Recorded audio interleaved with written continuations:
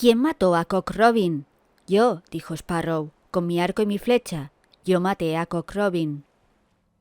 El caso de los asesinatos del obispo es una novela escrita por S.S. Van Dyne, cuarta dentro de la serie protagonizada por el detective Philo Vance y que fue publicada en 1929. ¡Gran año! No pasó nada remarcable. S.S. Van Dyne, seudónimo de Willard Huntington Wright, fue un autor muy famoso en su tiempo y sus libros de la serie de Philo Vance tuvieron mucho éxito, tanto que la mayoría de ellos tuvo una adaptación cinematográfica. El caso de los asesinatos del obispo, mismamente, fue llevado al cine en 1930 y protagonizado por Basil Rathbone, en el papel de Philo Vance. Cosa curiosa, porque hasta entonces había sido William Powell quien había dado vida al detective. Es posible que a día de hoy S.S. Van Dyne no sea un autor tan conocido fuera de ciertos círculos, pero su legado sigue vigente y su importancia es obvia en el género en el que se hizo famoso: el whodunit. El whodunit, palabra en inglés que significa literalmente «quién lo hizo», es un subgénero de la novela policíaca, que a su vez tiene su origen en el género de misterio. En general, es un tipo de historia de detectives en el que el misterio está montado como un puzzle que hay que resolver. No importan tanto las razones del crimen ni de la criminalidad, sino que lo importante es cómo se hizo, encontrar al culpable. En otras palabras, es el cluedo. Al final, siempre se descubre quién lo hizo y recibe su castigo. Su estructura formulaica, que todo el mundo conoce y espera, es catártica. En cierta manera ofrece la misma satisfacción del género romántico. Todo el mundo sabe cómo termina, si bien en el caso del whodunit no sepas cuál es la identidad del asesino. Podemos decir que el whodunit, en su acepción más clásica, requiere una lista cerrada de sospechosos, idealmente, un crimen a resolver, un detective que recopila pistas e interroga a los sospechosos, y una resolución final donde se desvela al culpable, que, de nuevo idealmente, debe ser parte de la lista de sospechosos. Resolución que por lo usual debe ser una sorpresa.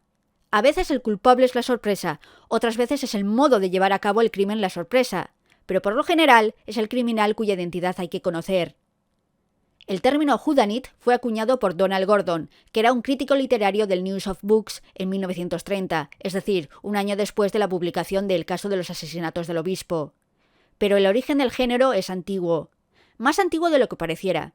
Pensad en los clásicos. Muy clásicos. En Grecia. Es Edipo Rey, de Sófocles. Ese es el primer whodunit. ¿Quién mató al rey Layo? Es la pregunta sobre la que se sustenta gran parte de la obra. Aún así, se trata de una obra de teatro, considerada una de las mejores tragedias de la historia.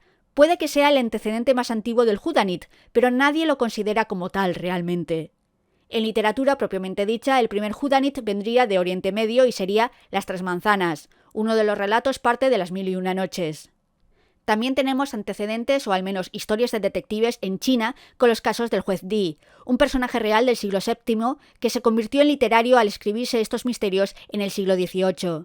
También se suele mencionar El párroco de Belby, de Steen Steensen-Milcher, como proto-whodunit, o Una piedrecita más en el camino. Pero la discusión es qué novela inicia el whodunit en Occidente, entendiendo por tal aquella a partir de la cual se publicaron más libros del estilo que al final construyeron el género. Y en este sentido puede que haya cierta discusión, porque Los asesinatos de la calle Morgue, de Edgar Allan Poe, se publicó antes, pero al ser una historia corta, el honor de ser la primera novela correspondería a La piedra lunar, de Wilkie Collins. O eso es lo que dicen los autores anglosajones. Tiendo a estar de acuerdo porque La piedra lunar es una novela completa, contada desde el punto de vista de varios personajes que, en cierto sentido, se puede usar como esquema del género. Presentación de los personajes y de la situación, un poco de desarrollo, crimen, investigación con muchos sospechosos y, por último, resolución. También contiene un elemento que es importante dentro del whodunit, si bien Poe, con Los asesinatos de la calle Morgue, lo creó de forma más memorable. El detective. Alguien necesita investigar y resolver el misterio. No siempre necesita ser una sola persona y no todo escritor ha creado un detective o dos que aparecerá en todas o la mayoría de sus obras. Seiichi Matsumoto no lo hizo, por ejemplo. Pero sí es tradicional crear un personaje que sirva de representante del lector y que el mismo se repita en varias historias distintas. Y eso es así desde el detective Auguste Dupin de Poe, pero sobre todo desde la fama adquirida por un detective prodigiosamente dotado para la observación y la deducción lógica, misántropo, adicto a las drogas y experto en química y en las ciencias forenses de la época, que era asimismo un gran maestro en el arte del disfraz, cuyas audaces hazañas son narradas por su amigo y confidente, un médico. Hablo nada más y nada menos que de Maximilian Heller, el detective creado por Henry Caban, cuya novela fue publicada en 1871, mientras que la primera historia de Sherlock Holmes, que es el detective que todos y todas estabais pensando, vio la luz en 1887. En el caso de S.S. Van Dyne, su detective es Philo Vance, un rico diletante, culto y bastante pedante, siempre un poco indiferente a las cosas, que se mete un poco en esto de investigar porque cree que su amigo, el fiscal del distrito de Nueva York, John X. Markham, se está equivocando y que los métodos policiales de análisis criminal son malísimos. Y esa es la premisa de la primera novela de la serie, el caso del asesinato de Benson.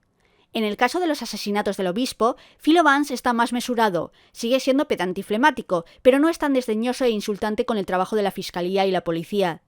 A ver, por supuesto, es más listo que nadie, pero más soportable. Si tuviera que elegir una diferencia importante entre el whodunit clásico y el hard-boiled, sería el detective. Duro y cínico, un hombre de la calle en el caso de hard-boiled, una persona más refinada y culta, muchas veces rica o de la aristocracia en el caso del whodunit clásico, tomando como tal sobre todo el anglosajón.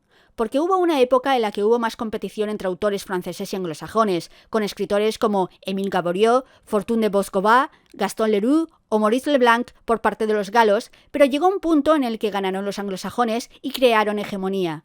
Y más específicamente los británicos, con toda una serie de autores que publicarían novelas de gran éxito que construirían lo que se conoce como The Golden Age. Todo nuevo género empieza un poco vacilante, sin tropos definidos y navegando dentro y fuera de otros géneros ya establecidos, de manera que pueden parecer a veces casi híbridos, hasta que se van estableciendo las bases que convierten a un género en lo que es. Por ejemplo, en el tipo de misterios que se resuelven en el whodunit. Seishi Yokomizo, en Asesinato en el Honjin y otros relatos, decía que había 3 que eran los más comunes: el misterio del impostor, el misterio del muerto sin cara y el más famoso, el que todo escritor del género debe escribir al menos una vez: el misterio de habitación cerrada.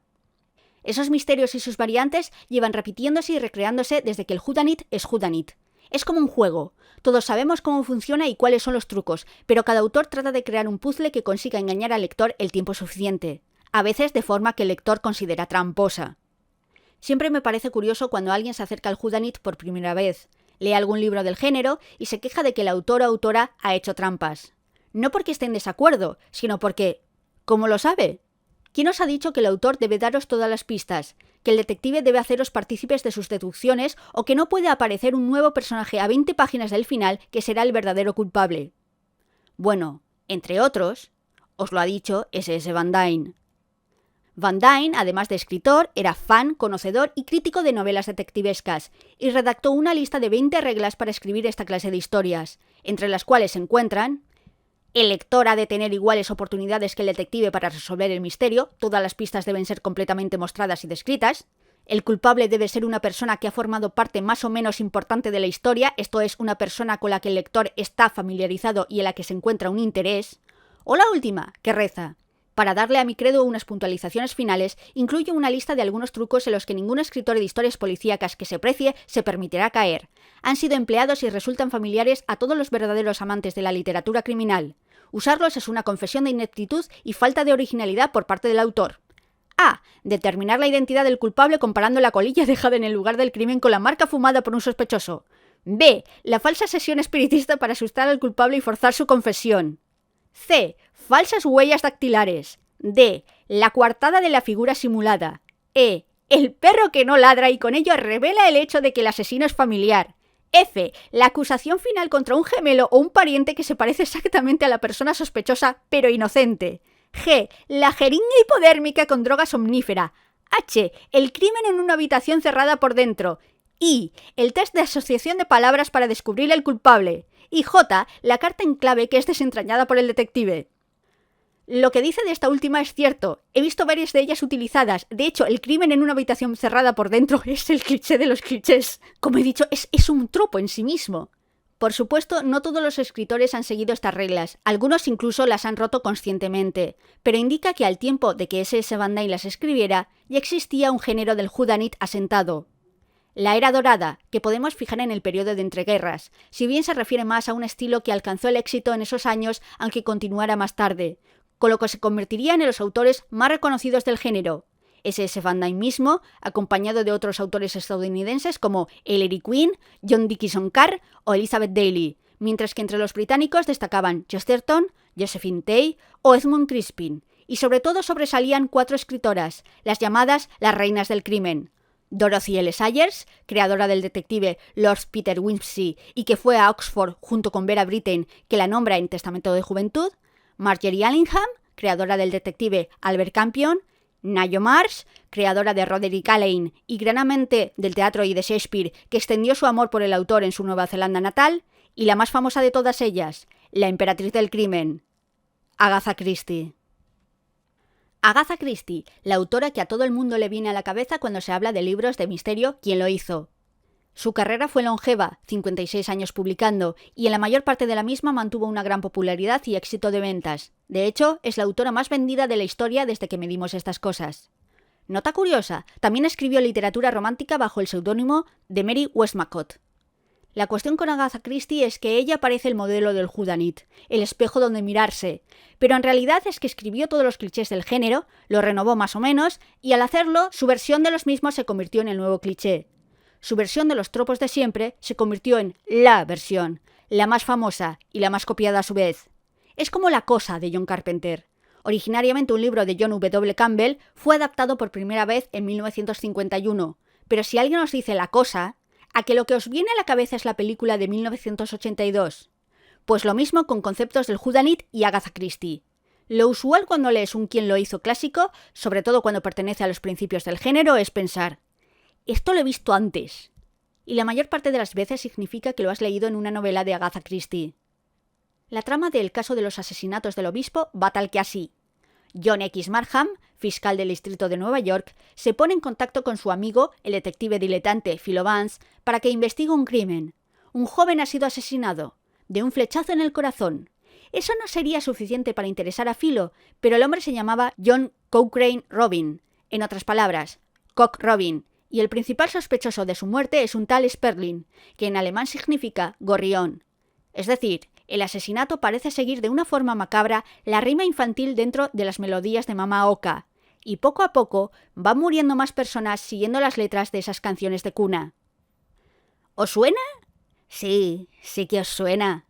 Ahora imaginaos que son 10 personas atrapadas en una isla que van muriendo uno a una siguiendo los versos de una rima infantil hasta no quedar ninguno. Es 10 negritos de Agatha Christie. Que tiene narices lo del título en castellano, por cierto. Se tradujo Halloween Party como Las manzanas, The Moving Finger como El caso de los anónimos, o The ABC Murders como El misterio de la guía de ferrocarriles. Pero va, y esta novela tiene que titularse literalmente. Es más gracioso aún teniendo en cuenta que la canción infantil que se usa en la novela se llama en España Los 10 perritos. Supongo que si publicas el libro como 10 perritos de Agatha Christie, la gente es idiota y no sabrá de qué libro hablas. Pero total, el caso de los asesinatos del obispo no ha quedado en el imaginario popular, y eso que tuvo adaptación cinematográfica. Lo que ha quedado es la versión de Agatha Christie. Como siempre. Son historias diferentes, claro, sobre todo porque la novela de Van Dyne es un whodunit más puro y mucho más ligero, mientras que el fuerte de la novela de Christie es que es más un thriller. Sigue siendo un quién lo hizo, pero se apoya mucho más en la tensión y el suspenso por saber quién será el siguiente. Solo 10 años separan ambos títulos, pero tengo la sensación de que Agatha Christie vio que el género necesitaba más oscuridad, o al menos más intriga, en un sentido emocional, no tanto analítico. No sé, creo que Christie tenía un don para ver el zeitgeist pedante, la vibra cultural del momento, por eso fue tan popular. Solía acertar. Esta novela y otras de Christie no son una influencia directa, pero sí indirecta de otro género. Imaginaos esas 10 personas encerradas en una isla, muriendo una a una. Ahora imaginaos que es una película y que cada muerte es muy sangrienta, posiblemente usando un cuchillo. Y hay una pizquita de sexo. ¿Qué es? Es terror. Más concretamente es el giallo. El giallo es un género cinematográfico de origen y casi exclusivamente de producción italiana. Son películas de terror, con misterio, violencia y sexo que beben, entre otras, de las novelas detectivescas de Agatha Christie, Hilary Quinn o Edgar Allan Poe, que se publicaban en el sello llamado Il Giallo Mondadori, cuyas portadas tenían un característico color amarillo. De ahí el término. Giallo significa amarillo en italiano. ¡Qué bien lees la Wikipedia! ¡Gracias!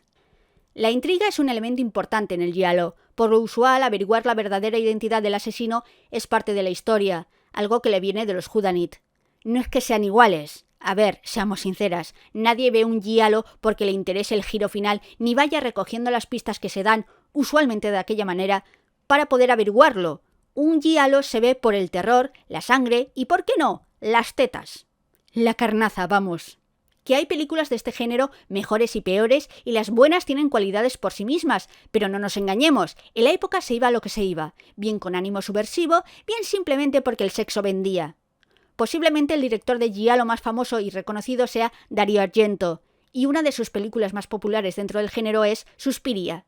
Sí, sé que se estrenó un remake hace nada. No la he visto, así que no os puedo decir si es buena, mala o regular. Las películas de Argento son muy reconocibles sobre todo por su uso del color. No sé, comparadas con otras son resultonas. Y Dario Argento podía ser un muy buen guionista, que fuera del terror, por ejemplo, coescribió Érase una vez en el oeste, dirigida por Sergio Leone. Con los años el giallo se ha convertido en un género cuya fama ha sido rehabilitada, incluso con críticos gafapastas alabando su calidad, y su influencia se ha ido notando con el tiempo. De hecho, es origen directo de otro género, que mezcló el giallo con otras películas como Psicosis o El fotógrafo del pánico. El slasher. Esas películas donde un asesino resentido por algo que ocurrió en el pasado comienza una orgía de asesinatos mediante objetos cortantes o punzantes, usualmente dirigida a un grupo de personas en un área común que van cayendo uno a uno hasta la chica final. 10 negritos, pero a cuchilladas, vamos. No confundir con el splatter, que aparentemente son films que se centran sobre todo en el gore y la violencia gráfica. No tenía ni idea de que existiera esta diferenciación. Ni siquiera sabía de la existencia del splatter. Eso es porque si tomas a toda la población mundial en su conjunto, excluyéndome a mí, cualquiera de sus individuos sabe más del género de terror que yo. Total. En mi opinión, la diferencia entre el slasher y el giallo, aparte de que el slasher creó unos tropos propios, es que la parte del misterio en cuanto a la identidad del asesino importa un poco menos. Sobre todo a medida que progresaba el género y existían 400 secuelas de películas que se transformaron en franquicias. Al final el asesino se convirtió en un ser sobrenatural, de aspecto muy reconocible, básicamente inmortal, y cuya finalidad en la vida es ir matando a otros. Pongamos como ejemplo a Jason, de Viernes 13. Cosa curiosa, porque en la primera entrega de la saga, Jason no era el asesino. Esto cambió, al menos momentáneamente, con una película de 1996 que renovó el género y lo hizo popular de nuevo para el público en general, o al menos lo hizo accesible para una nueva generación de adolescentes. Scream. Dicho ahora parece una locura, pero Scream se publicitó con Drew Barrymore como protagonista.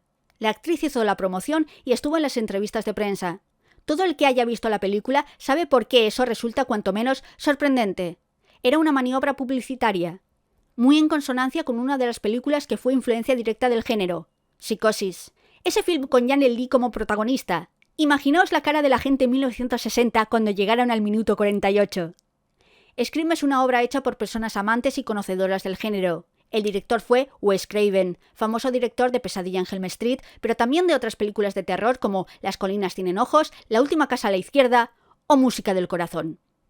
El guionista fue Kevin Williamson, que adquirió fama con este film y luego escribiría el guión de, por ejemplo, Sé lo que hicisteis el último verano.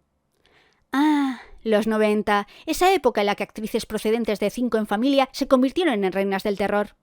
Kevin Williamson también es famoso por ser creador y guionista de la serie Dawson Crece, esa serie con una futura esposa de Tom Cruise y una futura 4 veces nominada al Oscar, en la que todos los adolescentes hablaban con diálogos increíblemente ingeniosos y un lenguaje bastante más culto del habitual.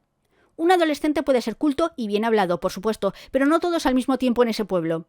Estos diálogos tan estilizados estaban buscados por Williamson, para transmitir que era algo así como Horny Teenagers en una película de Woody Allen. Lo mismo de una forma algo distinta haría Joss Whedon en Buffy cazavampiros. Los 90. Esa época donde treintañeros hacían de adolescentes que pronunciaban diálogos la mar de teatrales. ¡Total! Scream. Se ha alabado la película por ser fresca e innovadora, pero no lo es tanto como parece. Se suele hablar de su mezcla de humor y terror, pero creo que eso ya se había hecho antes, y también se menciona su parte meta o de análisis del propio género del slasher, aunque otras películas, como por ejemplo alguna dentro de la saga de Viernes 13, tenían ese toquecito meta. Que yo no he visto la saga, pero sí vídeos de análisis de la misma en YouTube. Yo solo he visto la primera, si por ver entendemos llegar a vislumbrar 10 minutos de metraje entre los deditos. Lo que sí hizo Scream es ser autoconsciente todo el tiempo y en tu cara, con personajes que no solo analizaban el género, sino que como los personajes de Luz de Luna, eran conscientes de estar dentro de una película de terror. También convenció a las productoras de que el slasher podía volver a llenar los cines. Eso significaba adiós a una cosa. No a la violencia o la sangre, no, sino a las tetas. Atrás quedaban los días en los que una sala llena de frikis estallaba en aplausos cuando una actriz joven y mal pagada, al principio de su carrera, que puede que décadas más tarde le llevara a ganar 2 Oscars, llegaba a la escena en la que tenía que desnudarse por exigencias del guión. Otra cosa que se le puede atribuir a Scream es volver a los orígenes. El asesino de Scream no es solo muy humano, es también la identidad secreta de uno de los personajes que hemos visto en la película. Es decir, Scream no es solo un slasher, es también un whodunit. Un poco como los giallos, pero con una trama de intriga mejor hilada. De hecho, es fascinante cómo la película no solo sigue los tropos del género slasher, sino del género del whodunit. La primera engaña un poco, pero las posteriores son cada vez más obvios descubre el asesino, siendo la más obvia y tramposa Scream 3, que es la no escrita por Williamson y la peor película de la saga. Con lo cual volvemos al inicio, porque Scream no existiría sin slasher, que no existiría sin giallo, que no existiría sin el whodunit. Todos ellos herederos de la narrativa gótica. ¿No es fascinante? Es un poco la razón por la que hice este vídeo, para mostrar cómo muchos géneros y muchas obras están conectadas. Empiezas hablando del caso de los asesinatos del obispo y terminas hablando de Scream. Ningún hombre es una isla y ninguna obra se crea en el vacío. El caso de los asesinatos del obispo es más sencilla y menos escabrosa de lo que sería escrita hoy día. Aún así, mantiene cierto encanto, con sus personajes ingeniosos, su humor ligero y sus asesinatos que se suceden, pero más parece una anécdota de la historia, como ocurre, por ejemplo, en un episodio de Se ha escrito un crimen, una serie con al menos un homicidio por episodio que veían los niños sin problemas. Hasta Detective Conan tiene más violencia gráfica. La historia tiene un buen ritmo y existe cierta tensión, pero no es en absoluto un thriller, es un whodunit clásico, un puzzle entretenido en el que el lector compite con el detective para ver quién resuelve el misterio antes.